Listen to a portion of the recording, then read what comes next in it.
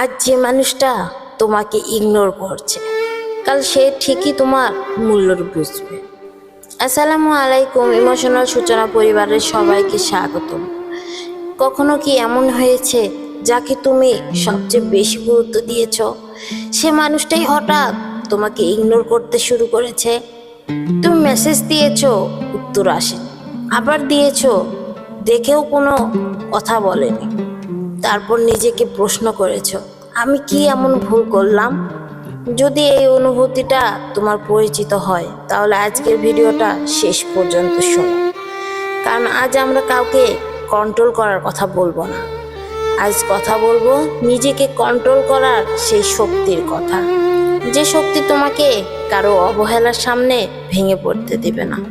একটা সময় ছিল তুমি তার মেসেজের অপেক্ষায় থাকতে, ফোনটা বারবার চেক করতে, নোটিফিকেশন এলেই বুকটা কেঁপে উঠত, ভাবতে হয়তো সে মেসেজ করেছে। কিন্তু যখন দেখলে অন্য কারো মেসেজ, তখন মনটা আরো খারাপ হয়ে গেল। তবুও তুমি অপেক্ষা করলে, কারণ তুমি তাকে ভালোবাসতে। কিন্তু একটা কঠিন সত্য শুনবে, যে মানুষ তোমার গুরুত্ব বুঝতে চায় না, তাকে বারবার নিজের গুরুত্ব বোঝানোর দরকার নেই। তুমি যত বেশি নিজের মূল্য প্রমাণ করতে যাবে, তত বেশি নিজের শান্তি হারাবে। তাই আজ থেকে একটা কাজ করো, তার আচরণের প্রতিক্রিয়ায় নিজের জীবন চালানো বন্ধ করো। সে মেসেজ করলে কথা বলবে, না করলে নিজের জীবন নিয়ে ব্যস্ত থাকবে। সে কথা বলতে চাইলে সম্মান দিয়ে কথা বলবে, না চাইলে জোর করবে না। কারণ ভালোবাসা কখনো জোর করে পাওয়া যায় না।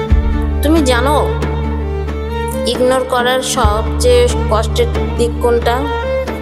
মানুষটা দূরে চলে যাওয়া নয়, বরং তার সামনে দাঁড়িয়েও নিজেকে অপ্রয়োজনীয় মনে হওয়া। এক সময় যে মানুষ তোমার সঙ্গে ঘন্টার পর ঘন্টা কথা বলতো, আর সে মানুষটাই তোমার একটি কথার উত্তর দেওয়ারও সময় পায় না। এই পরিবর্তনটা খুব কষ্ট দেয়। তখন মনে হয়, আমি কি এতটাই অপ্রয়োজনীয় হয়ে গেলাম? না, তুমি অপ্রয়োজনীয় নও। কেউ তোমাকে গুরুত্ব দিল না বলে তোমার মূল্য কমে যায় না। একজন মানুষ তোমাকে বুঝতে পারেনি বলে তুমি বোঝার অযোগ্য হয়ে যাও না। তোমার মূল্য অন্য কারো আচরণ দিয়ে নির্ধারিত হয় না। অনেক সময় আমরা কেউ ইগনোর করলেই আমরা আরো বেশি কাছে যাওয়ার চেষ্টা করি, আরো মেসেজ, আরো ফোন, আরো ব্যাখ্যা, আরো প্রশ্ন। কি হয়েছে? আমার উপর রাগ করেছো? আমি কি কিছু করেছি? কিন্তু কখনো কখনো উত্তর না পাওয়াটাও একটা উত্তর। তাই সব নীরবতার পিছনে দৌড়াতে নেই। কিছু নীরবতাকে সম্মান করে নিজের পথে এগিয়ে যেতে হয়। তবে এর মানে এই নয় যে তুমি অহংকার করবে না।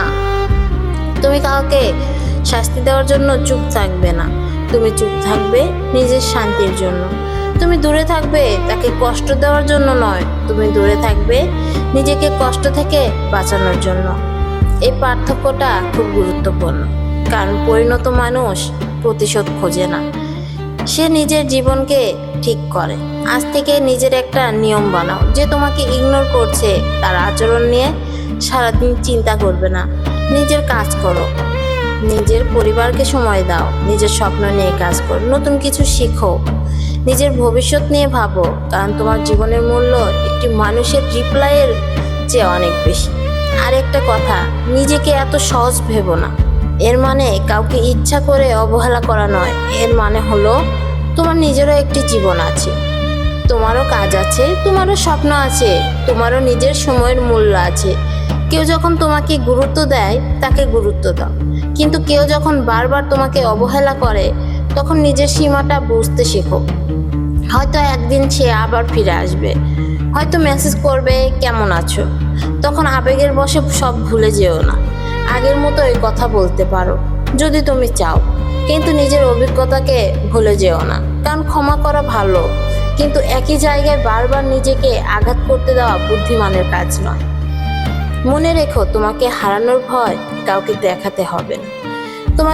তোমার এমনভাবে বাঁচতে হবে যাতে তুমি নিজেই বুঝতে পারো, কেউ থাকুক বা না থাকুক, আমি আমার জীবনটা সুন্দর করে বাঁচাতে পারবো। এটাই আসল আত্মবিশ্বাস, এটাই আসল ইমোশনাল কন্ট্রোল।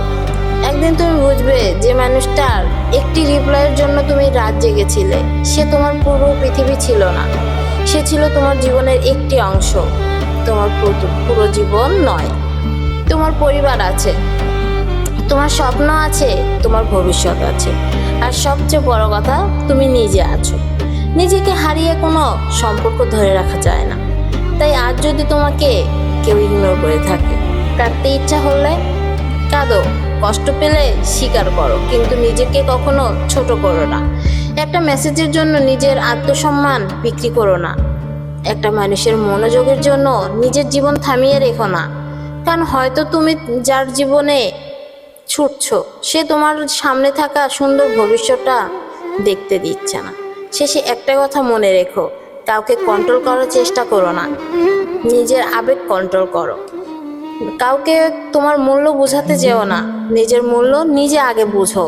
কেউ চলে গেলে তার পিছনে ছুটো না, নিজের পথটা এগিয়ে যাও।